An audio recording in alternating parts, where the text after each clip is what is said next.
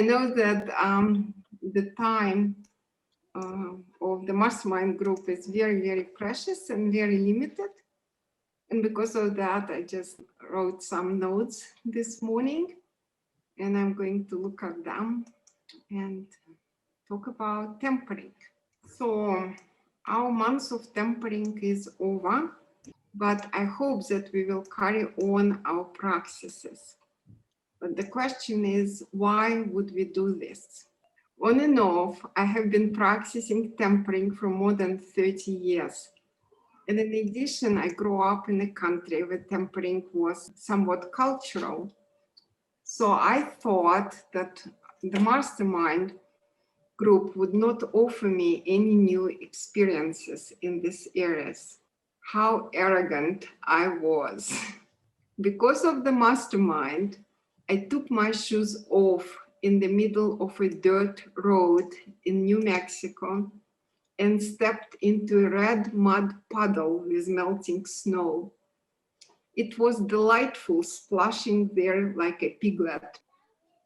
A small group of people passing by stopped and looked at me with surprise. They were quiet, possibly speechless. For some reason, I felt I need to explain. So I said, my feet are absorbing precious minerals.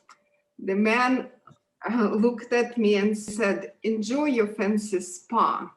And then the whole group broke into laughter and continued on their way. Freezing in my red puddle, I was giggling too. I also felt that the trees, mountains, and sky were smiling together with all of us. For me, these first months of the mastermind became like a pebble thrown in a puddle, creating waves of joy. They were small, but affected everyone around. I noticed that my boyfriend began wearing his flip-flops outside on the snow more often. He also fasts with me every Wednesday now. He told me that his favorite week of tempering was the week of reduced clothing. Why? I asked him.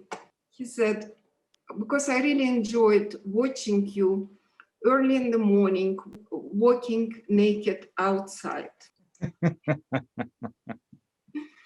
So tempering definitely brought more joy into his life. My favorite technique became dousing my head with cold water during my morning shower. My blood vessels would constrict to the point when I would feel pain, and then they would expand, significantly increasing my blood circulation. After that, I felt like being born again, energetic and enthusiastic for life. It reminded me that early Christians in Russia baptized people by throwing them into ice water in the Moscow River. This made people feel like they died and then they were reborn for a life full of light and purpose. Tempering is never easy and always requires effort. Dr. Buteyko believed that there is no healing without effort, which he called willpower.